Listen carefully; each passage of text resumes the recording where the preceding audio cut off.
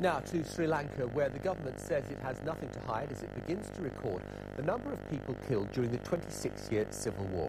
Thousands of officials are to visit the homes of families affected to collect information over the next 6 months. The survey comes after international pressure over the alleged mass killing of civilians towards the end of the conflict. Well, with me in the studio is Dr Chris Nonis, Sri Lanka's High Commissioner to the UK. High Commissioner, welcome. Thank you very much for being with us. Just tell us who is going to be conducting this survey and how it's going to work. Well, actually, I think it's a very welcome survey. It's part of the LLRC recommendations. As you know, the Lessons Learned and Reconciliation Commission was released back in 2011, and it's very comprehensive, very holistic, and had numerous recommendations. And the President's Secretary, Lalit Veeratunga, was appointed to oversee the monitoring of the implementation of that. And a national action plan was drawn up subsequently, one of which was recommended, a comprehensive household survey. So I think this is part of it. It's really an extension of the recommendation of the LLRC, and it will be carried out at Grama Niladhari level. It's actually jointly carried out by the Department of Census and Statistics, together with the Ministry of Public Administration and Home Affairs. How much faith will people have in a survey carried out by the Sri Lankan government? I think they'll have tremendous faith in it because the government is... be independent? Well, it is independent. It's carried out by the Department of Census and Statistics. Even the last report that was carried out, which is probably the only definitive report which was carried out, which I have here, the enumeration of vital events, which was carried out in 2011. Because you have to understand, 3 decades of conflict, no surveys were carried out in the north. This was carried out in the northern province by the Department of Census and Statistics, and all the enumerators they used, all the people they used were actually predominantly Tamil teachers. They were all entirely independent people who were actually carrying out the survey. But discredited by the United Nations? No, not this one. This was the enumeration of vital events. That was not discredited by anyone. In fact, it's... Well, the UN have not been exactly happy with the way that you have kind of tried to chart what human rights abuses have taken place. And we saw David Cameron at the Commonwealth Heads of Government meeting saying that actually what you needed was an independent inquiry into just how many people were killed.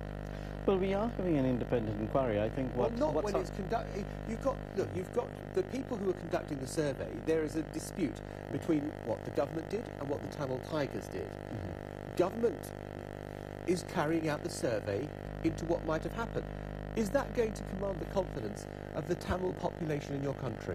Well, if you look at, yes, because precisely because the conflict was not between government and Tamil Tigers. The conflict was between the Tamil, Sinhalese, Muslim, Burgher, Malay people of Sri Lanka and the terrorists. This is often misunderstood because the majority of Tamil people, as well as the majority of Muslim people, live actually in the centre and the south of Sri Lanka. It is only a minority of the Tamil people who live in the conflict-affected area. If you really look at the demography, and the demography is not well understood. Because if you look at Colombo, for example, it's a 30% split between Tamil, Muslim and Sinhalese. So of course it's going to command it, because the majority of the Tamil people, if you look at the Colombo, for example, is the seat of politics, of education, of finance, and it's roughly a 30% split, and therefore... You're not bowing to pressure on this? After the pressure that came at the Commonwealth Heads of Government meeting to have this census? No, not at all. I mean, people would like to, the detractors would like to say that, but the Lessons Learned and Reconciliation Commission was actually released, I think, in December 16th or 17th, 2011. And actually, before that, before it was released, many people were critical of it. But once it was released, people realized it was both comprehensive and impartial, holistic, and even critical of government. But the President not only released it, but released it in full.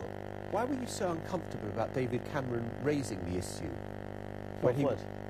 Of the plight of the Tamils. We weren't the slightest bit uncomfortable of him raising the issue. The issue was the appropriateness of him using a public... The Sri Lankan newspaper Marbina reported that the government minister, Mr Ranawaka, said that David Cameron had no right to address the Tamil issue, as he was not taking part in a bilateral meeting between the two countries, but a Commonwealth summit. Well, he isn't perfectly entitled to say that, and I think he's right in saying so, because the Commonwealth... So he did have a right, or he didn't have a right to raise it? The Commonwealth, it was not the appropriate point. Bilateral discussion that can be held bilaterally But the Commonwealth Heads of Government meeting is a meeting between 53 or 54 countries, independent and sovereign countries. The purpose of the Commonwealth Heads of Government meeting was wrong to raise it. No, the point was that he could have raised it bilaterally, whether he was informed about it or not. And that's another question. I'm just wondering whether there will be people listening to this who will think that there was the protest, the Indians didn't come, the Canadians didn't come, David Cameron came, but he went to the Jaffna Peninsula and was mobbed by Tamils who were so pleased to see him there, thinking their plight had been addressed, that there will be people who will think the Sri Lankan government is ordering this census now because it is under pressure. Not at all. It's an extension. It was one of the recommendations of the Lessons Learned and Reconciliation Commission.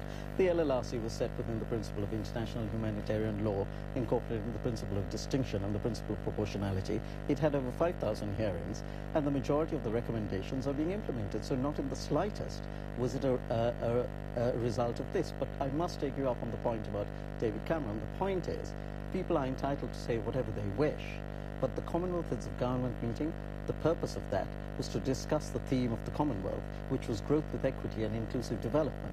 It was not there to raise bilateral issues. And I'm also sorry, on the one hand, I think it's good that David Cameron came, despite a lot of criticism domestically.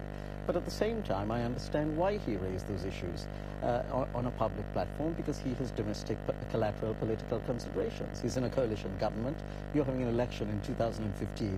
There is a significant diaspora, and naturally, he's been under enormous criticism. I'm afraid that is the natural conclusion one would come to if one realizes that he does have an election coming up in 2015. Okay, High Commissioner, we have to leave it there. Grateful to you. Thank you very much indeed. Thank you. Thank you so much.